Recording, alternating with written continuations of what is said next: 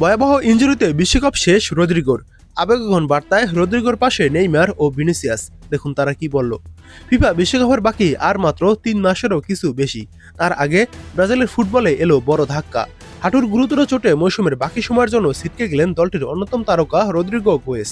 অস্ত্রোপচার ও দীর্ঘমেয়াদী পুনর্বাসনের কারণে 2026 বিশ্বকাপেও খেলতে পারবেন না এই ফরওয়ার্ড। প্রিয় সতীর্থের এমন দুঃসময়ে সামাজিক যোগাযোগ মাধ্যমে আবেগঘন বার্তা দিয়েছেন নেইমার জুনিয়র ও ভিনিসিয়াস জুনিয়র।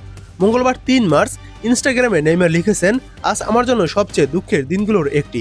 খবরটা শুনেই চোখের সামনে ভেসে উঠল সব কষ্ট, সব যন্ত্রণা, আবার এই ইনজুরির ভয়।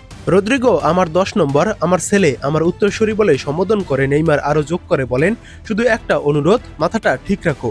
এমন সময় প্রিয়জনদের পাশে রাখার তুমি বলেছিলে, এখন এটা পাওয়ার কথা ছিল না, কিন্তু ঈশ্বরের পরিকল্পনা নিয়ে সন্দেহ করার আমরা কে। শেষ নেইমারের বার্তা, ছোট ভাই শক্ত থেকো, তুমি উঠতে উঠতেই ফিরবে। যেমন তুমি আমাকে সমর্থন দিয়েছো, আমিও তোমার পাশে আছি। দুজনের সম্পর্কের ভিত্তি জাতীয় দল। 2020 থেকে 2023 এই সময় ব্রাজিলের হয়ে 9টি ম্যাচে একসঙ্গে খেলেছেন তারা, যার মধ্যে ছিল 2022 বিশ্বকাপও। ক্লাব ক্যারিয়ারেও মিল আছে। দুজনেই ক্যারিয়ার শুরু করেছিলেন স্বদেশি ক্লাব সান্তোস এফসির হয়ে। নেইমারের সহমর্মিতার পেছনে ব্যক্তিগত অভিজ্ঞতাও বড় কারণ। 2023 সালে অক্টোবরে এই ধরনের হাঁটুর লিগামেন্ট ইনজুরিতে দীর্ঘ সময় মাঠের বাইরে থাকতে হয়েছিল তাকে, যে চোটকে অনেকেই তার ক্যারিয়ারের অভিশাপী মুহূর্ত হিসাবে দেখেন।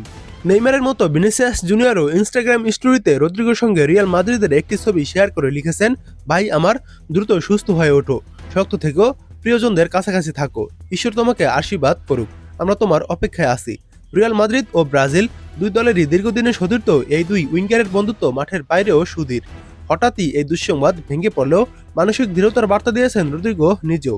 ইনস্টাগ্রামে তিনি লিখেছেন, জীবনের সবচেয়ে খারাপ দিনগুলোর একটি, এই ইনজুরি সবসময় ভয় পেতাম, হয়তো জীবন একটু ইদানিং কঠিন হয়ে গেছে।